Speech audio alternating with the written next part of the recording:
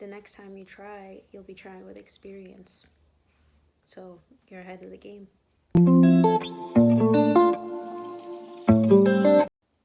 Testing, testing. Hi everyone, I hope everyone's having a good day or as good of a day as possible. And today's video is going to be about resilience, what it is and why you should have it.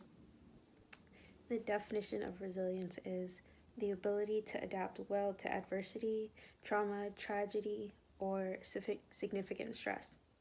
So those are usually the bounce back people and the people who bounce back no matter what. The people that usually fail and still get up and try again. A small example is you're learning how to cook. You mess up the recipe. You try it again after you make mistakes. Now you know what mistakes not to do. You try it again and it goes well. Another example is a failed relationship. It didn't work. Love didn't live there. But you recover. You try and figure out what the issue was. You learn, you grow, and you find love elsewhere. And then another example could be starting your career or your dream business and you fail, you mess up, things go wrong, and you figure out what went wrong, how to fix it, then you do it right the next time. And resilience shows you that just because resistance and obstacles are in the way doesn't mean you should stop. It actually means you should keep going. And you end up learning from the adversities and difficulties and get better. It shows you what you should have done, how you should have done it, what not to do.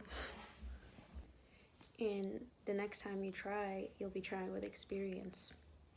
So you're ahead of the game. And a lot of the times people give up too early on their goals, on their dreams and aspirations. And success could be right around the corner and you give up too early and you don't make it when it was right there. You were almost there, but you stopped, It's sad. And I did want to touch on the darker side of resilience in this video. And it's quite the opposite of what I was speaking about earlier, where you do need to give up, you do need to let go, or you do need to move forward. When you don't need to push past the obstacles, and the obstacles are actually there because you do need to stop. An example of using resilience in the darker way or in the wrong way is, let's say someone has a dream and they have a big goal that they want to achieve and they go about it in all the wrong ways. They scam, they scheme, they lie, they con, and do whatever they got to do to try and get there. Let's say they got arrested, let's say they made enemies, let's say they got caught up in several different ways and they keep going down that road. In this example, this is a bad way to use resilience because you want to get somewhere and that's a good thing, but how you're going about it is wrong. And the obstacles that are showing up this time are actually trying to get you to stop so you can be put on the right path to get to where you're going the right way. So in this case, they're using resilience wrong. In this case, the obstacles are trying to get them to stop before it's too late, before they're in too deep. And when people use resilience the wrong ways, they keep going and going and going, and they don't know when to stop until things get worse or way too bad or out of control.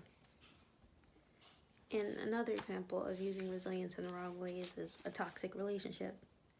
You fight for the connection, you hold on, you're willing to put up with things you shouldn't put up with, you're willing to endure blows, hits and negativity, toxicity, things being thrown at you, projected at you, etc. And in this case, the obstacles are trying to get you to stop for the better, that there's something actually wrong here, and maybe you should stop and give up on this connection. And people with resilience usually have their heart in the right place, but it gets to a point where enough is enough, and you need to stop trying. You need to stop putting effort. And for resilient people, it's hard, but you could usually just switch gears, put that energy and that effort into something else, someone else, a goal, a dream, And people in this position would usually try to push for more levels of commitment. I guess several different ways, maybe even a child moving in together, stuff like that, when things should have been nipped in the bud where they were instead of being pushed further. And discernment is a great trait to have, a great skill to have, but it can be used in the wrong way and used against you. So it's important to have discernment to know when to use it or how to use it in the right ways. Resilience is amazing, but it could be a double-edged sword. And I got some reflection questions that I wrote down for you. And it's, how can you be more resilient in your life? And have you ever been resilient in the bad way or in a wrong way? And how can you use your resilience in a better way? And that's it for today. I love you. Take care of yourself. Bye.